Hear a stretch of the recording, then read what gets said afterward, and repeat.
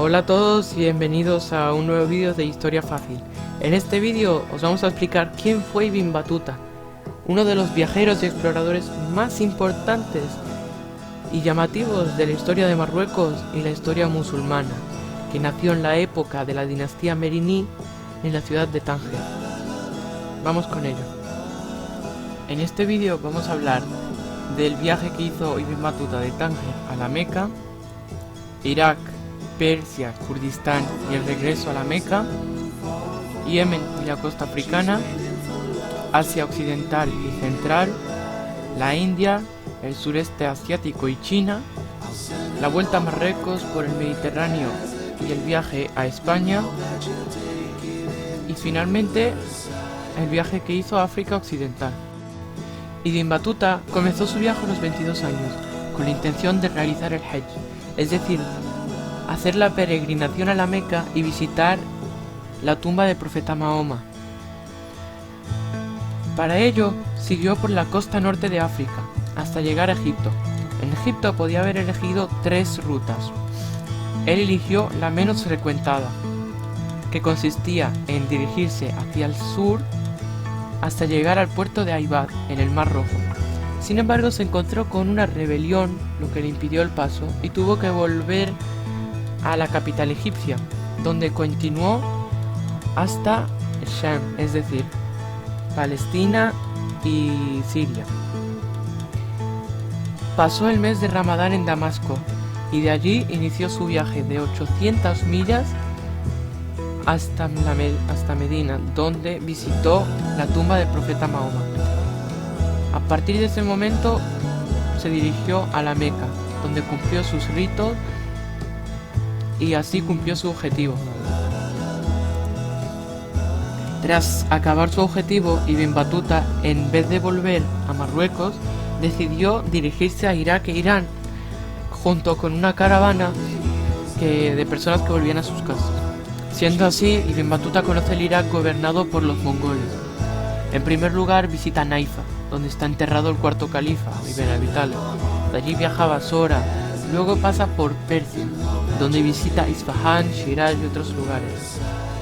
Más tarde vuelve a Irak y visita Kufa y Bagdad, que fue la antigua capital de los abesíes.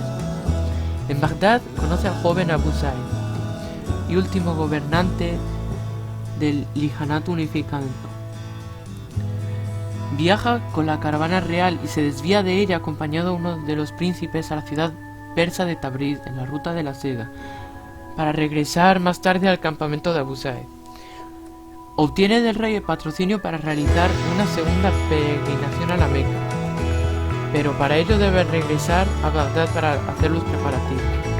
Ibn Battuta aprovecha el tiempo que le resta hasta la salida de la caravana para visitar la Meca, para visitar el norte del país, atravesando poblaciones como Samarra, Tikrit y Mosul, llegando hasta Kurdistán. Y tras cumplir por segunda vez con su rito del Hajj, con la peregrinación, Ibn Battuta permaneció en la Meca durante un año completo, para dedicarse por entero a la vida religiosa, lo que también le permitió conocer a numerosos peregrinos. Después viajó a Jeddah, la actual capital de Arabia Saudita, donde embarcó hacia la costa Nubia, es decir, Sudán. De allí volvió a cruzar el Mar Rojo hacia Yemen y se alojó en Aden. Desde Aden arrancó un largo viaje por el mar por el que recorrerá las costas de África, el sur de la península arábiga y el Golfo Pérsico.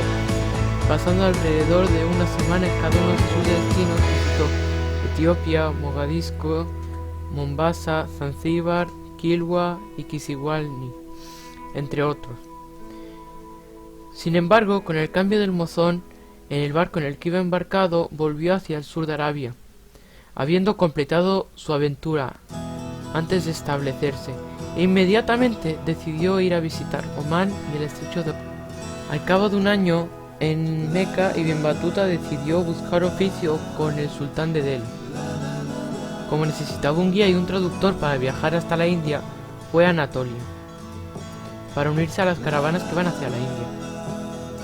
Para llegar a Anatolia, inició un viaje desde Damasco en un barco genovés que lo llevó hasta Alania, en la costa sur de Anatolia.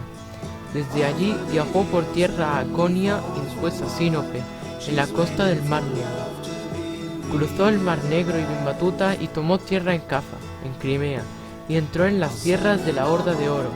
Allí compró un carro y de manera fortuita se unió a la caravana de Osbek, el Jan de la Horda de Oro, en un viaje hasta Astracán, el río Volga. Tras alcanzar Astracán, el Jan le permitió a una de sus esposas embarazadas volver a dar a luz en su ciudad de origen, Constantinopla. Y esa fue la primera vez en la que Ibn Battuta traspasó las fronteras del mundo islámico. Llegó allí en 1932 y se encontró con el emperador Andrónico III y vio el exterior de Santa Sofía. Alrededor de un mes después volvió a su ruta hacia Astracán. Continuó más allá del mar Caspio y del mar de Aral a Bujará y Samarcanda. Desde allí viajó hasta el sur, hasta Afganistán, y atravesó las montañas para seguir hasta la India. Una vez en el sultanato de Delhi, una adición relativamente nueva a Dar el-Islam o Tierra del Islam, el sultán había decidido traer a tantos sabios como fuera posible para consolidar su dominio.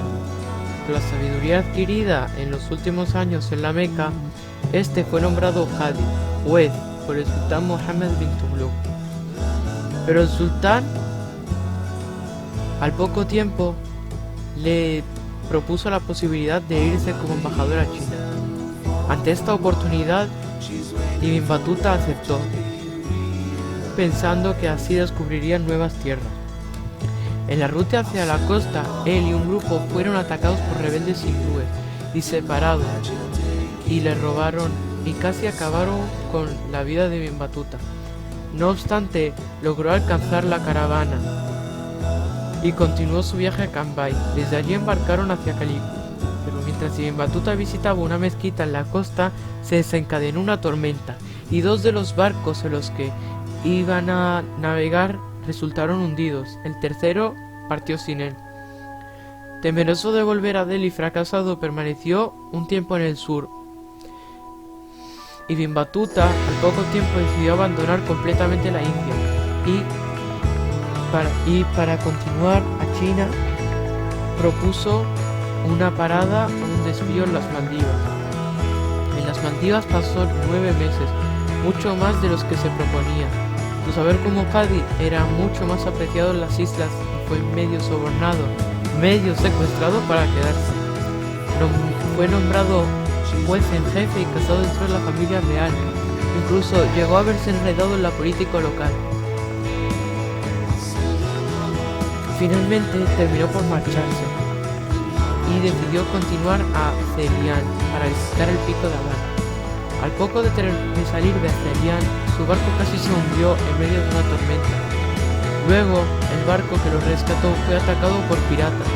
Desembarcado en la costa, Ibn Battuta una vez más rehizo su camino de vuelta a Calicut, donde navegó las Maldivas de nuevo, antes de embarcar en un junco chino para tratar otra vez de llegar a China.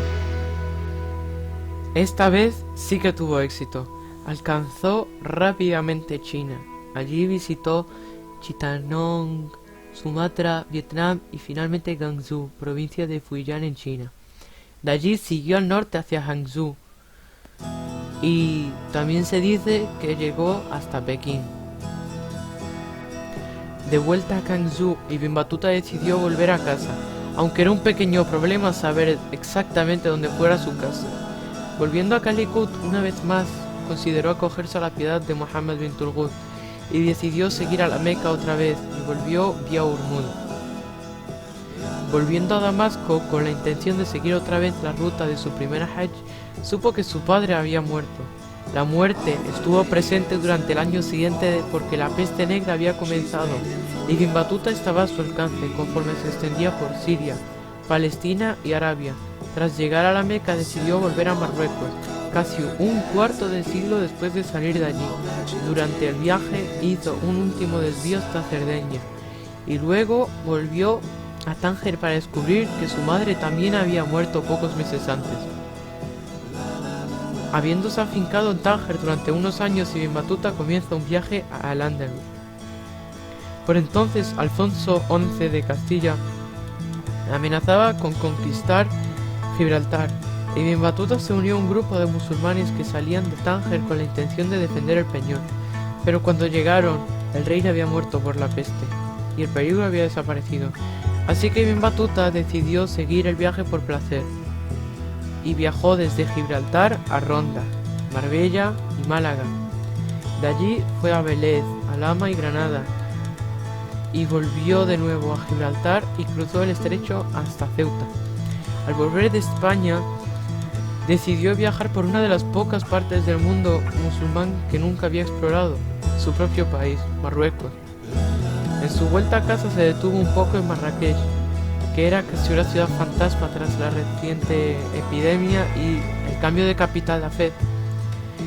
Una vez más retornó a Tánger y una vez más volvió a partir. 2 años antes de su primer viaje a El Cairo, el rey del imperio de Mali, Mansa Musa, había pasado por esa ciudad en su propia Hajj y había causado gran sensación con sus extravagantes riquezas. Algo así como la mitad del suministro mundial de oro en ese tiempo venía de África Occidental. Aunque Ibn Battuta nunca lo mencionaba abiertamente, las noticias oídas durante su primer viaje debieron incitar su curiosidad, porque decidió partir y visitar ese reino musulmán en el otro extremo del desierto del Sahara. A finales de 1351, Ibn Battuta partió desde Fez, alcanzando la última localidad de Sir Masa, poco más de 2 semanas después. Cuando las caravanas de invierno comenzaron, se unió a una de ellas y en un mes estaba en la localidad de Tagaza, en el Sáhara Central, perteneciente ya al reino de Mali, centro del comercio de la sal. De allí comenzó otro viaje de 800 kilómetros a través de la peor parte del desierto, que lo llevó a Mali, más exactamente a la localidad de Ouattara. Desde allí viajó al suroeste a lo largo de un río que él pensaba que era el Nilo, pero sin embargo era el río Níger, hasta que alcanzó la capital del imperio de Mali. Allí encontró a Mansa Sulaimán, rey desde 1341, aunque dudoso por la escasa hospitalidad. Permaneció, sin embargo, allí durante 8 meses antes de volver hacia Níger y hasta Tombuctú. En los siguientes 2 siglos sería la ciudad más importante de la región. En algún lugar de su viaje por el desierto recibió un mensaje del sultán de Marruecos que le ordenaba volver a casa, y así lo hizo y se quedó allí hasta el final de sus días, que fue nombrado Hadi en Marruecos y publicó su libro Rihla. Finalmente murió entre 1368 y 1377 en Marrakech.